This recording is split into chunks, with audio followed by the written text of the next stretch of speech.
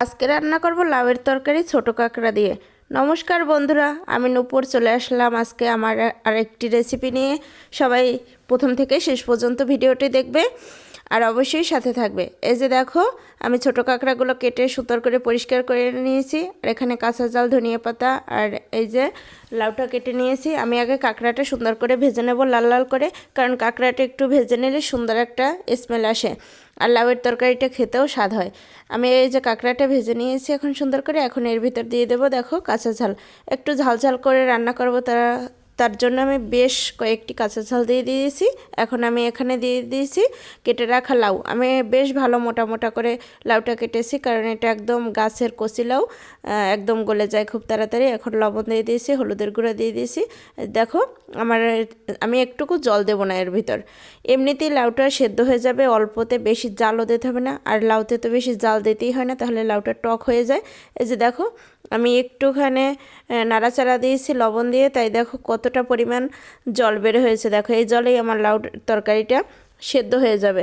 এই যে দেখো, লাউর তরকারিটা আমি এখন ফোড়ন দেব, তার জন্য তুলে রেখেছি। কড়াইটা গরম হয়ে গেছে, এখন আমি এতে ফোড়ন দেব শুকনো মরিচ, তেজপাতা, আর দেবো কি বলো তো, রাঁধুনি।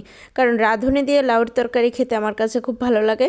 এরকম রাঁধুনির একটা সুন্দর গন্ধ আসে, আর শুকনো ঝালের একটা, তেজপাতার গন্ধ আসে, দারুণ একটা গন্ধ আসে।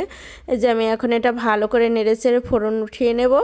ফোড়নটা যদি সুন্দরভাবে না উঠানো হয় তাহলে কিন্তু একটা কাঁচা কাঁচা গন্ধ আসে রাঁধুনি থেকে। তাই আমি একটু ভালো করে নেড়েচেড়ে, সুন্দরভাবে নেড়েচেড়ে আমি ফোড়ন উঠিয়ে নেব।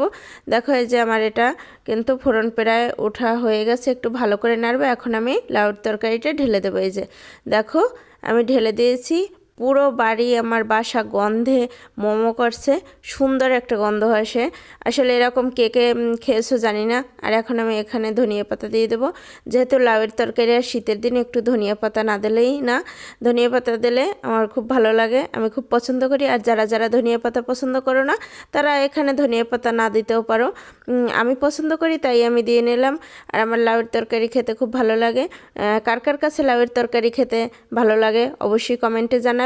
আর কে কে ছোটো কাঁকড়া দিয়ে পছন্দ করো লাউয়ের তরকারি? আমার চিংড়ি মাছ আর কাঁকড়া দিয়ে পছন্দ, তার জন্য আমার সবচেয়ে বেশি ভালো লাগে ছোটো কাঁকড়া দিয়ে বা বড় কাঁকড়া দিয়ে। কাঁকড়া দিয়ে আমার লাউয়ের তরকারি খেতে খুব ভালো লাগে, তাই আমার পছন্দটা তোমাদের সাথে শেয়ার করলাম।